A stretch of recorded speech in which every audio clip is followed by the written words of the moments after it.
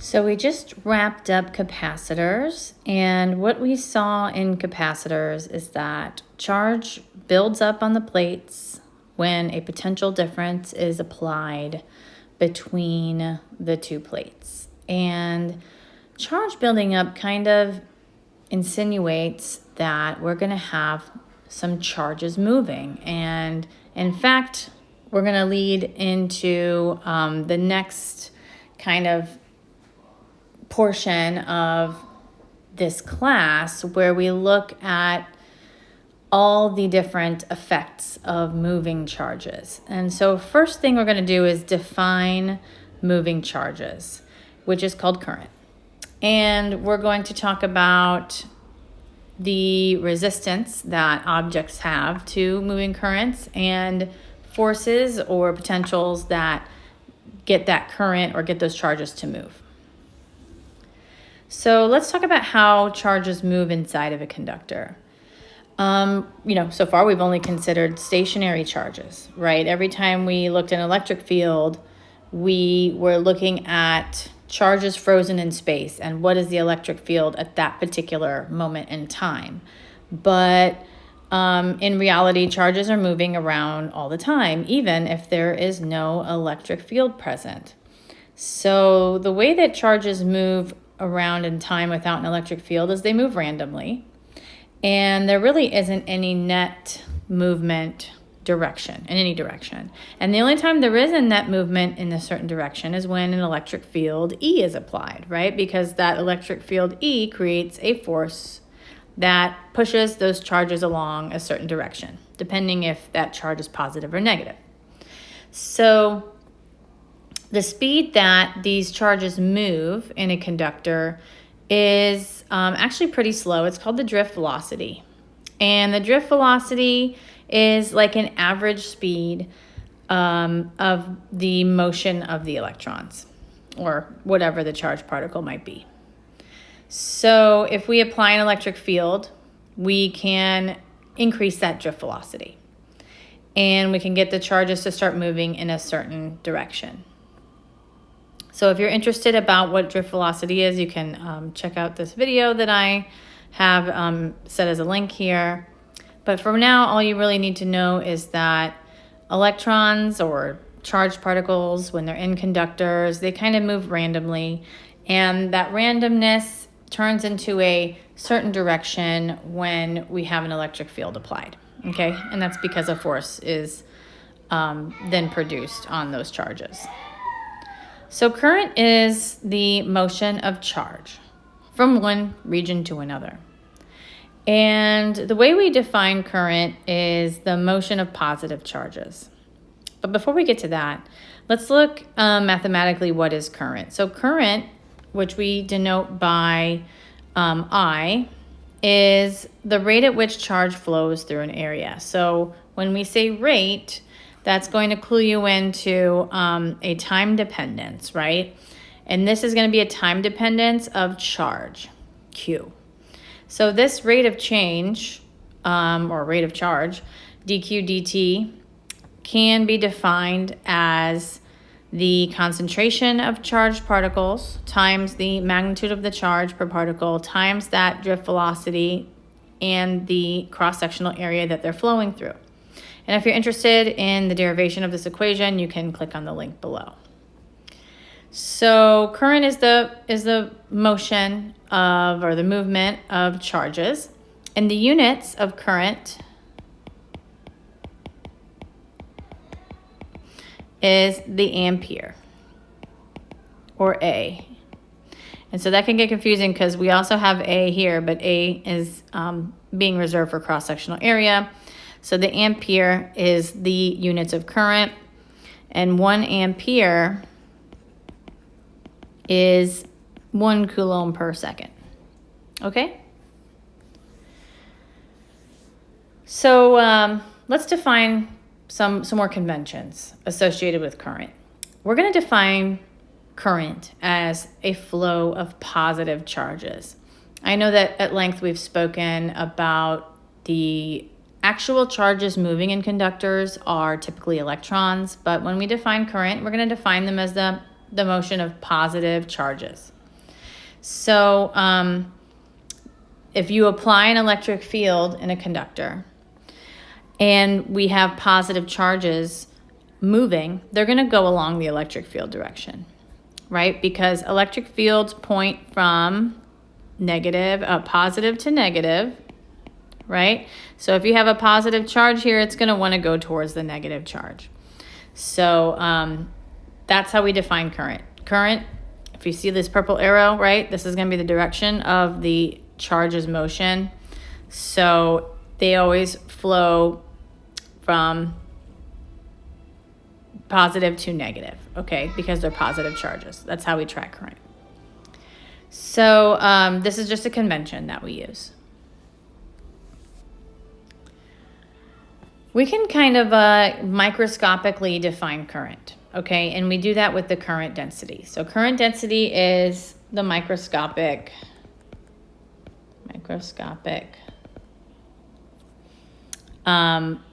version of current, if you will.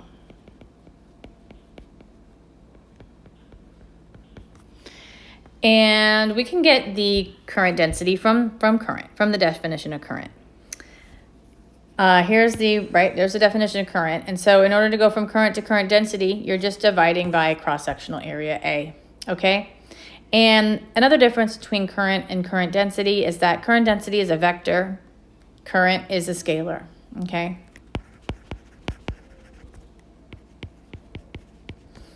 And let's change this to white. Makes more sense. Current density is a vector, and the direction of that vector is in the same direction as the drift velocity. Okay, so that's the only difference.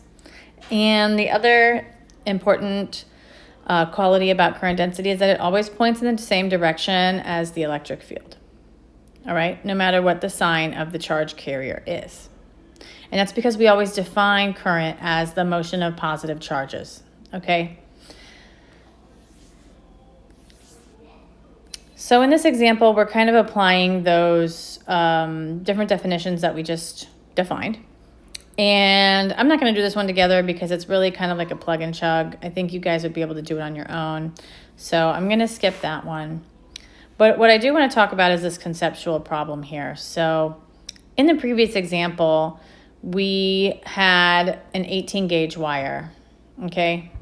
And the way gauges work, if you're not familiar, so the higher the gauge, the smaller the diameter of the object. And typically gauges are for circular or cylindrical objects, okay? Circular cross-section.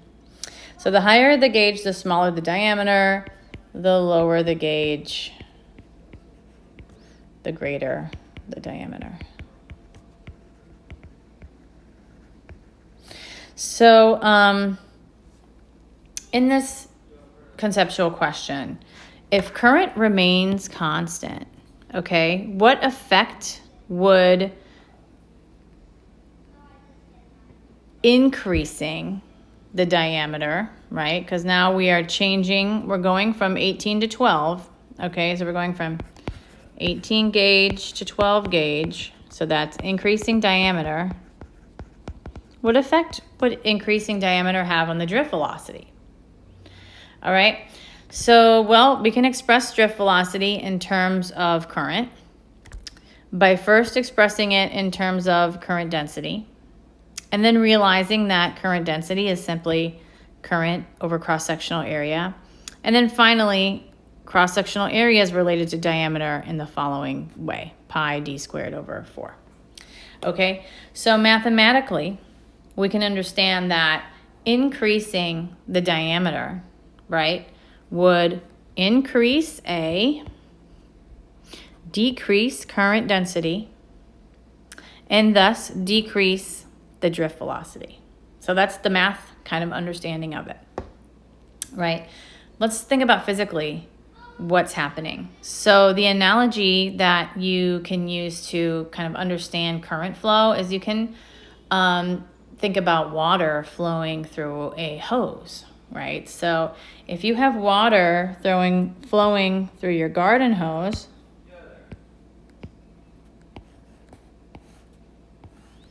and you put your thumb over part of that garden hose, right? You will start getting really large sprays of water, right? Really, they'll be going really far, right? Reach the end of your garden with that hose because you have your little thumb over it. And so, well, when you decrease, right, using that analogy, when you decrease the diameter, you increase the speed of the water, right? So the opposite is true, right? As soon as you remove your thumb, you slow the water down, right? So increasing diameter slows the water down. And the same is true for current. So if you restrict the area that the current is flowing through, you're going to start increasing the speed of the current. And if you increase the cross-sectional area that the current is flowing through, you will decrease the drift velocity. Okay, so you can pretty much use this water analogy if that helps you visualize what's going on. You can imagine the flow of electrons or charged particles as water flowing through a tube. So anyway, well, what's the answer, right? The answer then, if, qualitative or quantitatively, the difference between an 18 gauge and a 12 gauge wire is doubling the diameter. So if we double the diameter, right, and we insert a 2 times D there, when we double the diameter, we have a new cross-sectional area, A prime, that is equal to twice the old diameter.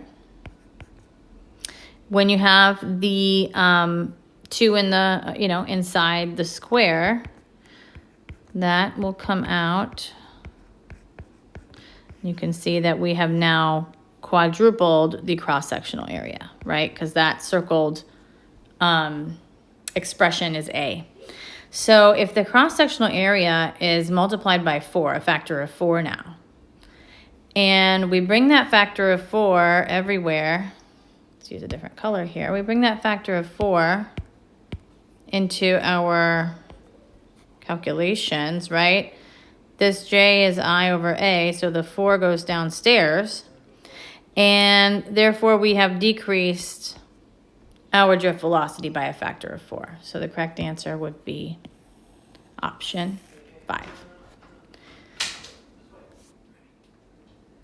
So these relationships are pretty simple, but there's a lot of inverses going on, which can be a little difficult to keep track of, especially under test taking conditions. So just keep that in mind. These charged particles flowing through conductors, it's not always so easy for them to flow through different materials. And depending on the resistivity of that material, the flow of current could increase or decrease. And so we define the resistivity of a material, right? And this is just a scalar. We define the resistivity rho, this is Greek letter rho, as the magnitude of the electric field in that material divided by the current density that's caused by the electric field. And different materials will have different resistivities.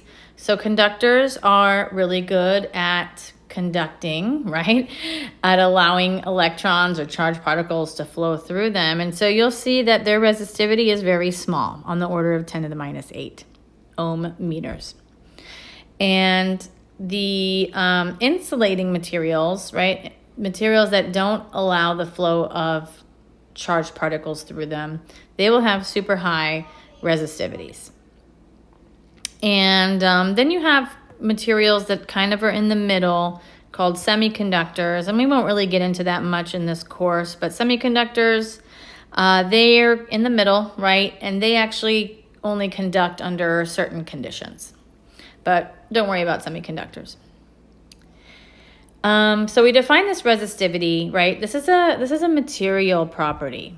Okay, so this is true for anything made out of a specific material. And so you could say that resistivity is kind of a microscopic quantity. Okay, it's a microscopic quantity. It means that if we're looking at, a conducting wire, when we talk about current density, we're talking about, inside one little piece inside this large conductor. Okay, that's why I call it a microscopic quantity. So this resistivity, right, we've defined it as basically the ability for charged particles to flow through a material.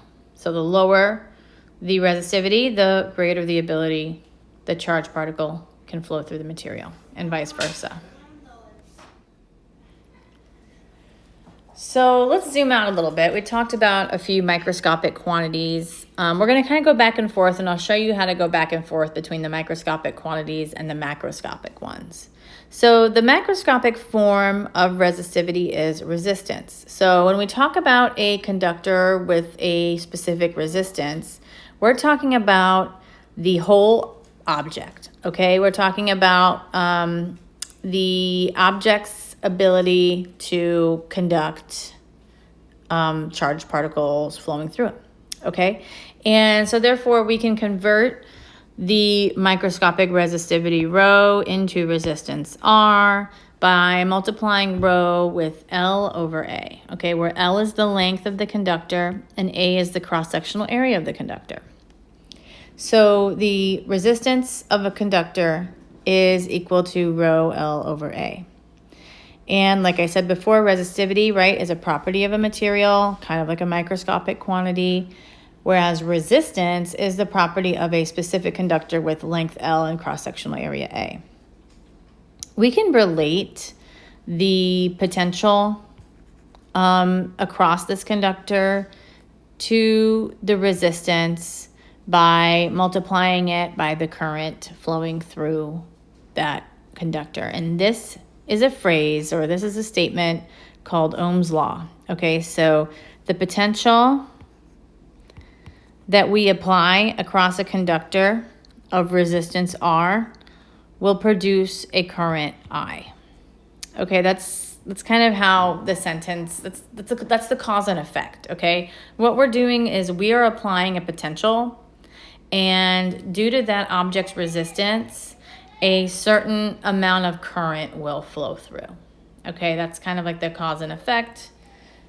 And so this statement V equals IR is a really nice linear relationship between potential and current. And this is a macroscopic quantity, but we can easily convert it to something we just discussed. And let me kind of show you how to do that. So if V equals IR is the macroscopic quantity, we can relate V to the electric field in the material, okay, by V equals ED, right? Where does that come from? Recall that delta V is integral E dl. If E is constant, we pull that E out of the integral, and we're just doing a line integral across the length of the conductor, which is L, okay, or D. Let's keep L as in the picture, right? So that becomes EL, and that's exactly what we have here, right? So we can relate the potential applied to an electric field through this way. And then the current we can relate to the microscopic current density, right? Where J is I over A. And when we make those substitutions for V and I, we will come up with, so let's do V equals E times L. I is I over A.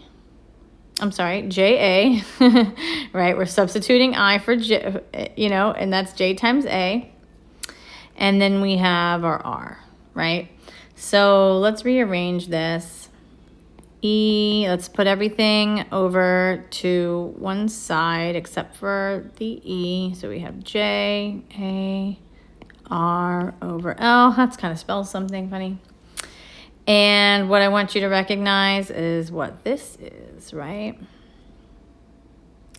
This is rho, right? Rho is RA over L. So this is rho. And what we have shown here is the previous, right? Electric field is equal to resistivity times current density. That's this definition of resistivity right here, but it's rearranged, okay? And so what that's telling you is that expression, this is called the microscopic Ohm's law.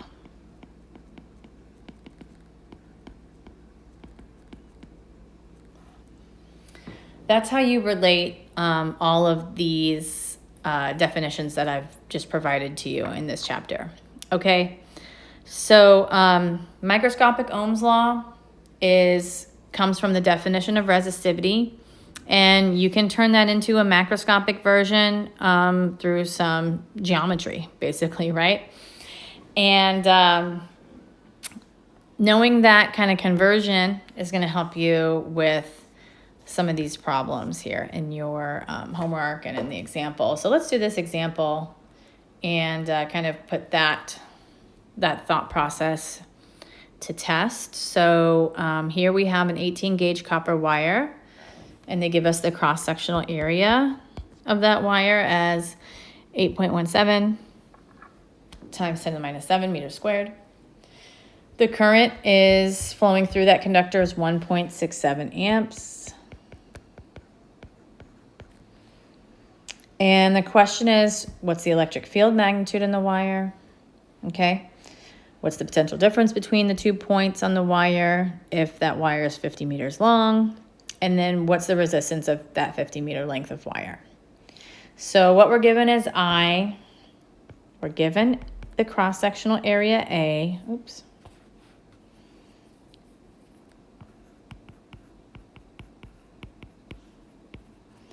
And we're given another piece of information, but not directly, right? We're told that this wire is made of copper. So we're going to need the resistivity of that copper.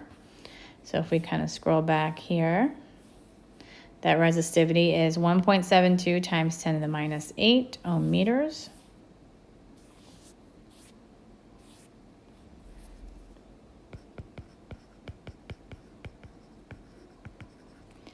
And so the question, part A, what is the electric field magnitude? So we can get the electric field magnitude using the microscopic Ohm's law, right? We can also get it from potential, but I think that might take too many steps. So let's stick with the microscopic Ohm's law. So we saw that one way to write the microscopic Ohm's law was E over J, which was given in the previous slide that had resistivity. So let's go ahead and use this expression to find the electric field. So 1.72 is rho times 10 to the minus 8 ohm meters. And that is equal to the electric field, which is our unknown, and the current density. We're given I and A, so we can find the current density. So if we put J in the denominator, and J is I over A, then this becomes, right, I in the denominator, A in the numerator. And then luckily A was given to us, so we don't have to calculate the area of a circle, which can get confusing sometimes because if you're given diameter instead of radius, it's easy to make a mistake. All right, so we plug all this in the calculator. So we got 1.72.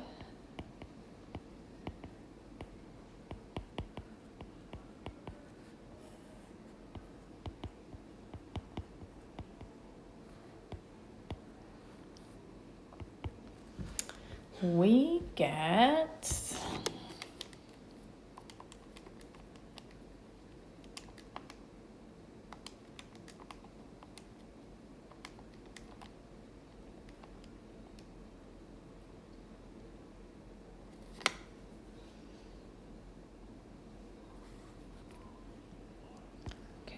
0.035. And the units of electric field, either voltmeters or newtons per coulomb. So part B, potential difference between the 2 points on the wire. So we can kind of figure this out in two ways, right? We can use V equals IR, or we can use V equals E times L, right? Which we got from delta V equals line integral EDL. So I think the easiest is going to be option number 2, but let's do both and make sure that those numbers agree with each other. So option 2,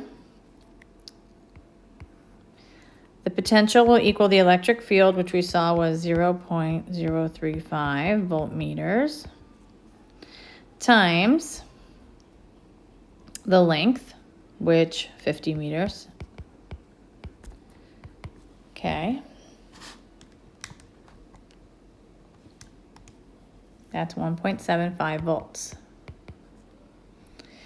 And option 1 is that V equals IR. I was 1.67 amps. Well, we need to calculate R. Okay, we can calculate R because we know that R is rho L over A. So rho was 1.72 times 10 to the minus 8 ohm meters. L is 50. I'm going to have to write that up here. 50 meters. And then our cross-sectional area was given to us as 8.17 times 10 to the minus 7 meters squared. Plug all this in the calculator. Let's see if we get 1.75. Kind of seems weird, but let the physics do its work.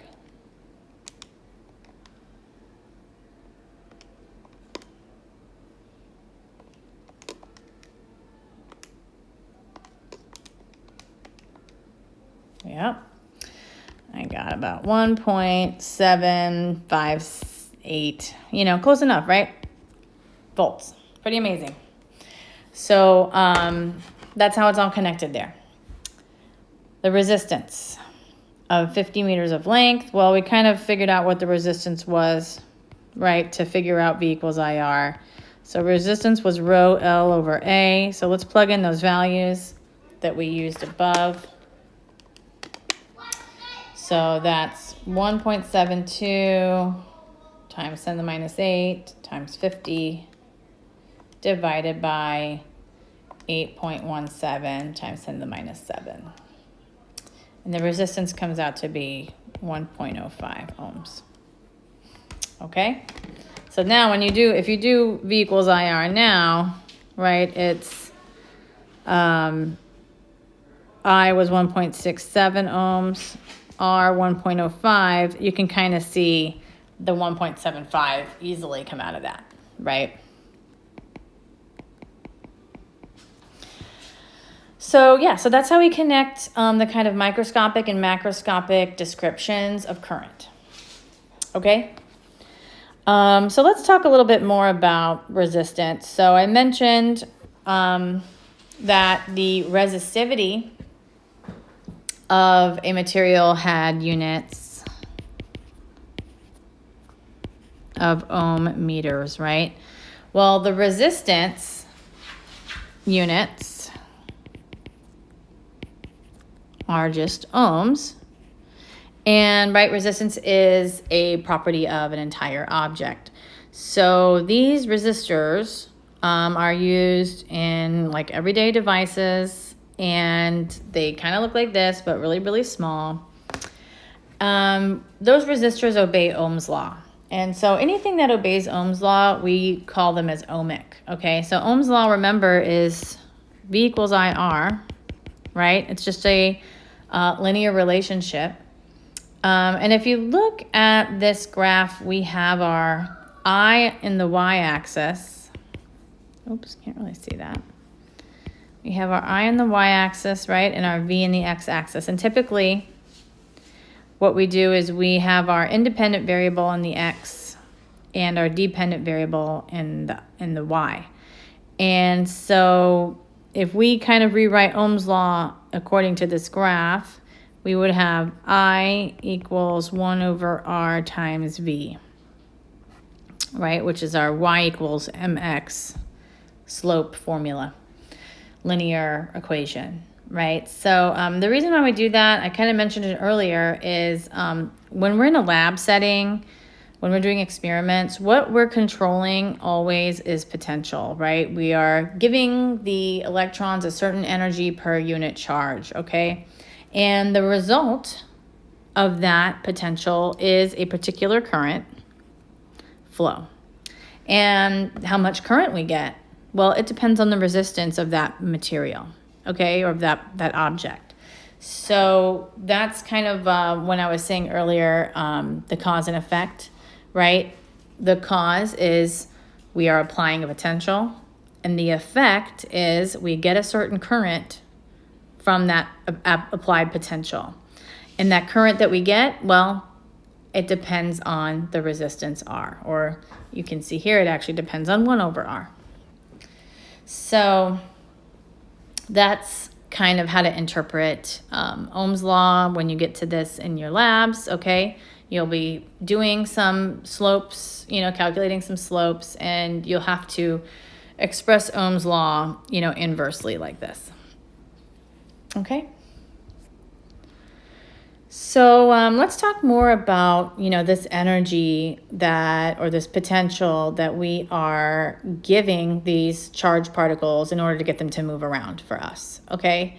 We're going to call this source of energy the electromotive force. So, right, we have to continuously apply energy or give a source of energy to these electrons or charged particles in general in order to get them to move. So we have to be constantly providing an electromotive force.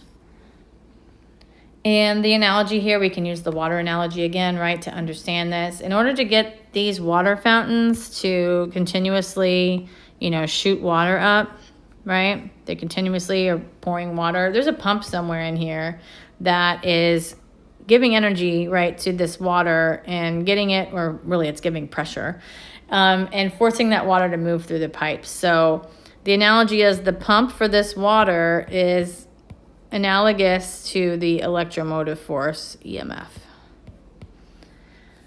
So what is electromotive force? We call it EMF, or the symbol epsilon, and it's basically a circuit device that provides energy or potential. Okay, because remember, potential and energy are pretty much the same thing. Right? Potential is just energy per unit charge. So anytime we talk about potential, we're kind of pretty much talking about energy, okay? So it's not a force, all right? That's kind of the tricky thing here, right? When we talk about electromotive force, it's not really a force. It's not a great term. It's an old school term that we just kept. It's really an energy per unit charge, right, which we know is potential V. And we are constantly applying it in order to get charges to move around continuously, right? They're not going to move around by themselves. I mean, well, they do, right? They do move around by themselves, but they're not going to move in any particular direction unless we apply a potential that creates an electric field that will apply a force on those particles, right? So what are objects that we use to constantly apply potentials to conductors? Well, those are batteries, right? We know those as batteries. Batteries are objects that continually provide potential to charged particles to get them to move in a certain direction, okay? So when we talk about EMF, we're talking about the label on the battery and what potential that battery can provide to a circuit if a circuit is hooked up to it. Okay, so EMF is like a label on a battery. Okay, so we can also think of EMF as how much work is done on every coulomb of charge that passes through that battery.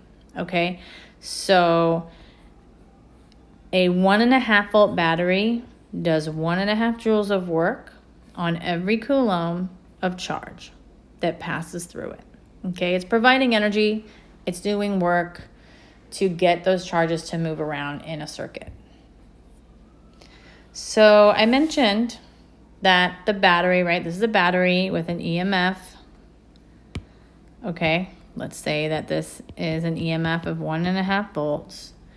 Well, in reality, when we hook up a battery to a circuit, it doesn't actually provide that entire 1.5 volts, okay? There's something called internal resistance of that battery. So anytime that we hook that battery up to a circuit and get current to flow, as that current flows through the battery, it's going to experience a drop in potential, which we'll call VAB, okay? And that drop in potential, well, let's not call it VAB, sorry, because this is VAB. Let's just call it V of the battery, okay? It's going to experience a drop in potential equal to Ohm's law, the current flowing through that battery, and the internal resistance of that battery, okay? So if we were to measure the actual potential, okay, so if we had a device and we clip on the, the little clips, and we measure the potential that's actually here in the circuit, it's going to give us a reading that is less than epsilon, okay?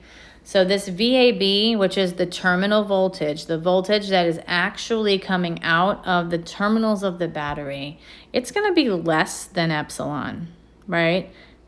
It's going to be less than what the label says because it takes some potential to get the current to flow through that battery, right? And the amount of that is VB, which is IR. And so we're going to subtract that from the EMF, and we'll get how much potential it's actually applying. So I don't know if you've ever, had a car battery die, right? And car batteries are typically 12 volts, and you are, charging up that battery, and you charge it up as much as you can. You see that the meter isn't changing, and it's hovering around like 11 point something.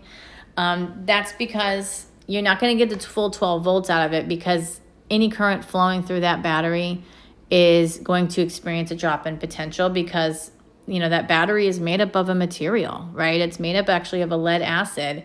And so that lead acid itself is going to have a resistance. So any current flowing through it is going to cost energy. And so that energy comes out of that 12 volts that it supplies, okay? So the terminal voltage will always be less than the EMF, okay? So the EMF is like, the theoretical amount of potential, or the label, okay? Label value, or the label of the battery. And then VAB is basically what you measure, like what's actually, so the potential actually being delivered.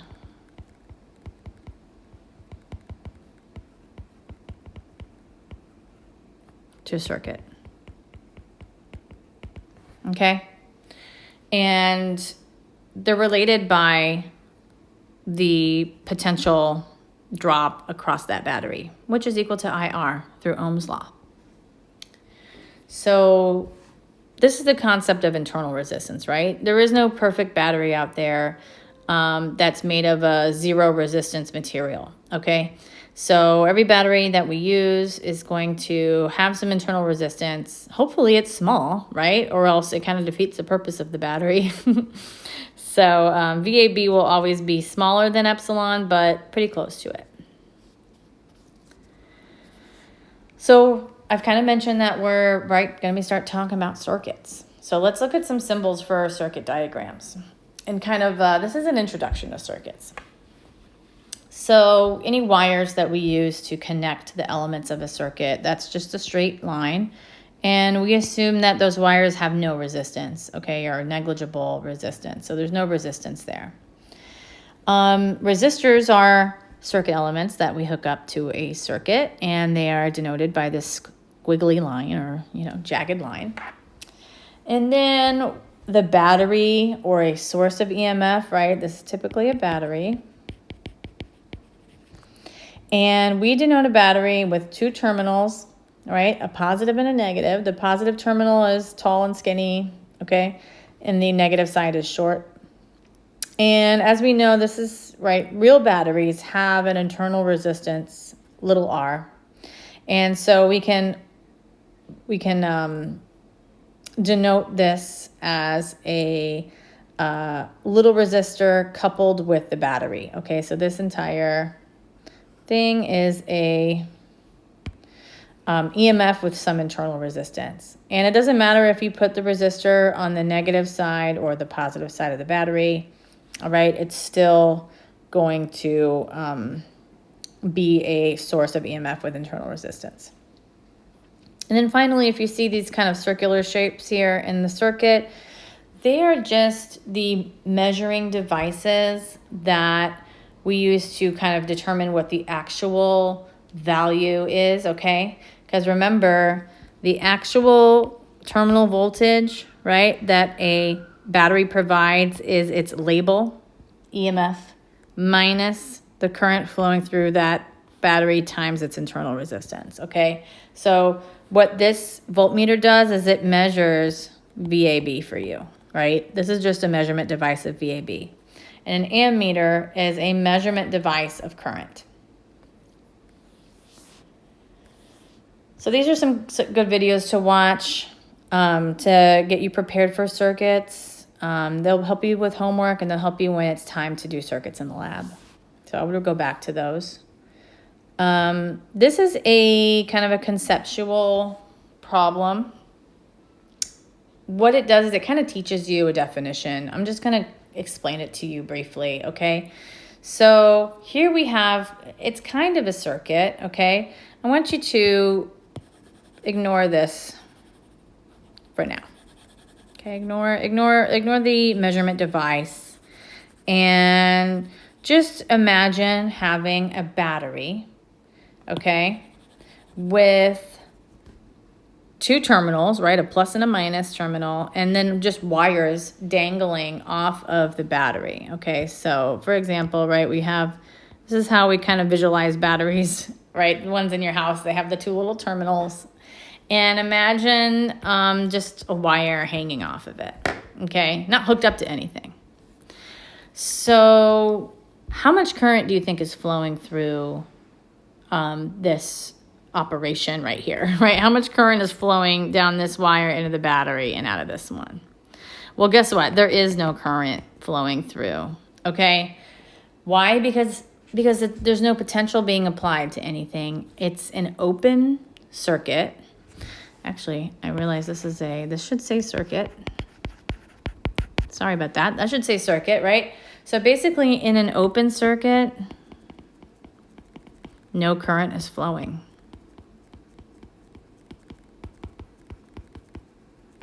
Okay?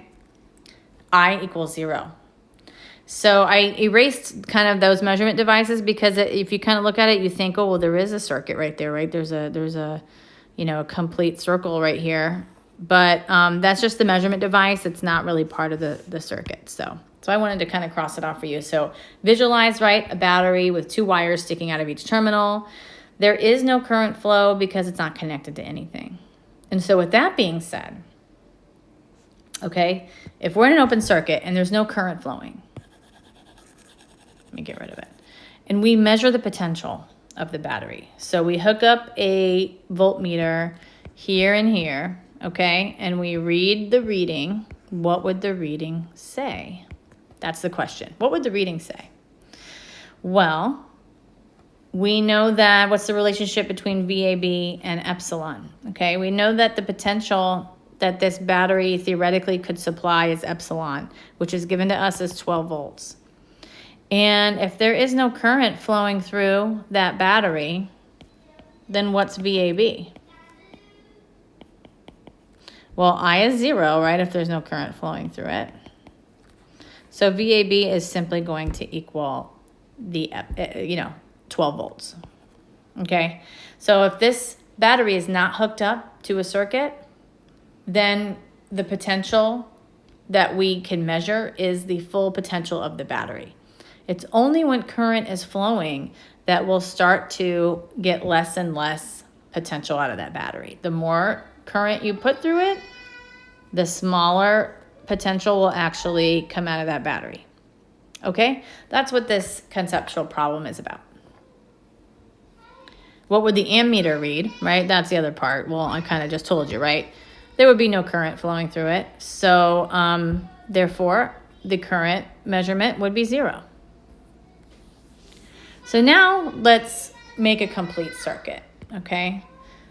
Let me just erase this battery. This battery. We don't erase the battery. Let me just erase this measurement device so that you can better visualize just the circuit by itself, okay? Pretend that this isn't here, that this is just a straight wire.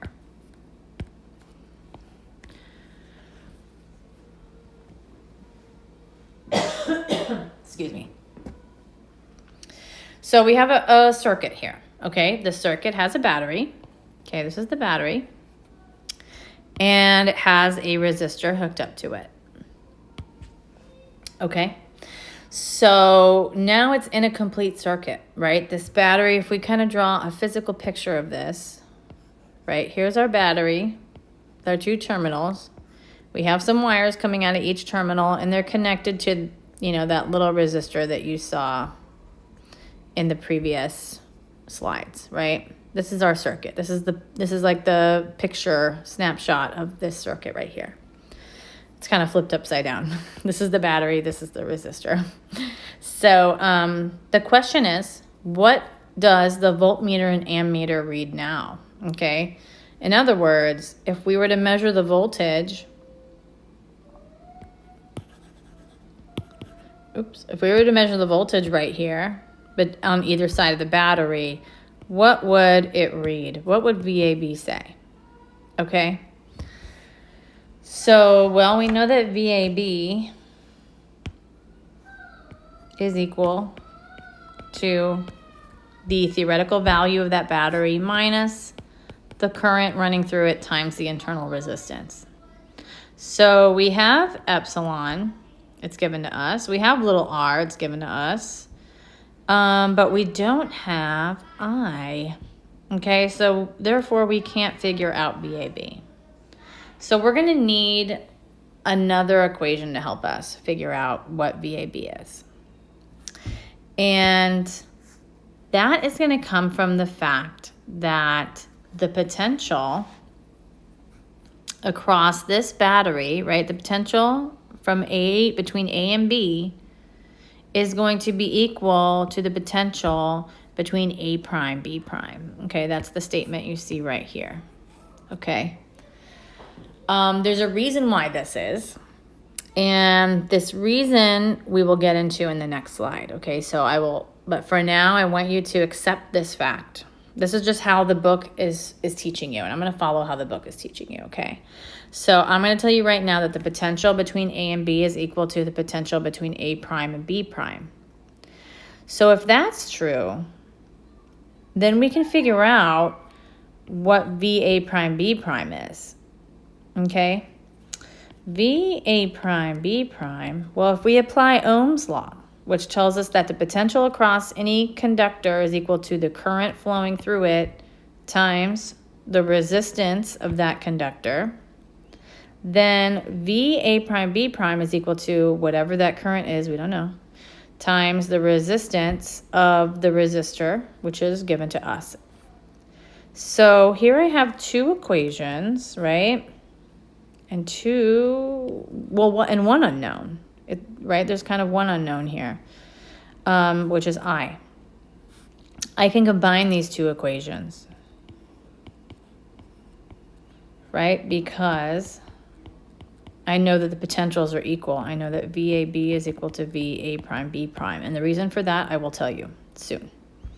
So the idea here is developing the problem-solving strategies to solve circuit problems, okay? And they will all involve creating multiple equations in order to solve for unknowns, right? Creating systems of equations, which you might remember back from algebra. So here we have, right, two equations, one unknown, which is I. We can set these two equal to each other because we know the relationship between equation 1 and equation 2. And so when I do that, then I'm left now with only one unknown, which is I, right? So I'm going to set 1 equal to 2. So that means that epsilon minus IR is equal to I big R. Let's solve for I.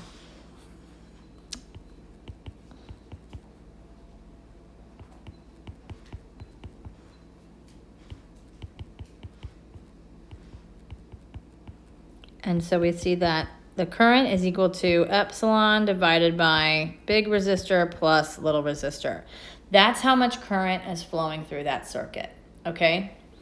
So that number ends up being 12 divided by 4 plus 2 ohms, which is 12 over 6, which is 2 amps, okay? So now that we know I, like that was part of the questioning, right? We know that I is 2 amps. We can figure out what VAB is, right? By plugging I into here. So now VAB, I'll write it over here, is equal to 12 volts minus 2 amps times little resistor, 2 ohms. And I get VAB is 12 minus 4 volts, and that is 8 volts. Okay? So let's do a check. Let's do kind of a check here. I told you that VAB was equal to VA prime B prime, right? Let's see if that's true. I found VAB as 8 volts. So what's VA prime B prime? That was I times R, which was 2 amps times the resistance of 4 ohms. Sure enough, that gives me 8 volts, right? So that's proving to you that VAB is equal to VA prime B prime. So that's mathematically proving it to you. Let me explain conceptually why that is. So these are just more examples that are very similar. So this is why that is. So in a complete circuit, okay, all the potentials add to 0, okay? Going all the way around the loop, we bring the potential back to where it started. In other words, the sum of all the potentials in a circuit equals 0, okay? And let's kind of explain visually why that is. So here is a circuit, and wish I could move that thing. I'll figure this out one day. Right, here is a circuit, and what we're doing is underneath this circuit, we're tracking the potential as a function of position in the circuit, okay? So if we start right here, and we travel to the right along the current direction, we travel to the right, the first thing we're going to do is if we're a charged particle, okay, let's pretend we're a charged particle, and we're traveling to the right, we're going to cross the terminals of the battery, And what do batteries do? They give potential to a circuit, right? They give energy to those charged particles. So our potential is going to go zoom way up to 12, right? Whatever that EMF is. And as we're in that battery, since it has an internal resistance of 2 ohms, right? Before we leave that battery, we're going to experience a little bit of drop in our energy, okay? A little bit drop in our potential. And the amount that drops is going to be equal to IR, right? Which we get from Ohm's law. I times little r, which is 4 volts. So our potential is going to drop a little bit to 8. And then we're going to keep moving along. Okay, we got 8 volts of potential to work with here. Okay, we move along and we're going to encounter another resistor. Okay, and the value of this resistor is 4 ohms. And we're going to experience a drop in our potential, right? Because what resistors do is they resist, okay? They're going to reduce the energy of the charged particles and therefore reduce the potential. And so how much potential is lost? Well, that's equal to V equals IR, okay? Ohm's law. And so it's going to be our current times the resistance of that resistor. If the current's 2 and the resistance is 4, then that's 8 volts of potential lost. And guess what? After we've left that resistor, we're going to have the exact same potential that we did when we started, right? Because we're not going to be encountering anything else along the way. We're going to go back to where we started, which was 0. Okay? So the sum of all the potential changes in a circuit is equal to 0. And that's because we're in a closed circuit, right? We're in a closed loop, a closed system. There's no energy entering or leaving the system outside of the batteries and the resistors, okay? So any potential that change is going on is going to occur as a result of the elements in that circuit. All right, and so that's the reason, that's the physical reason why in the previous example, we saw that VAB was equal to VA prime, B prime. That's because there was just two delta V's, right? We had a delta V due to the battery, and then we had a change in potential delta V due to the resistor R, okay? And those two added together should equal 0 because that's the only 2 sources of changing in potential, right? This was positive 12 volts, and then the little resistor was minus 4 volts, and then this little resistor was minus 8 volts. So all those added together give us a total of 0. Okay? It's like a conservation of energy principle. So that leads us into direct current circuits, and I'll post a separate video for that because, these can get long and it's hard to watch them all.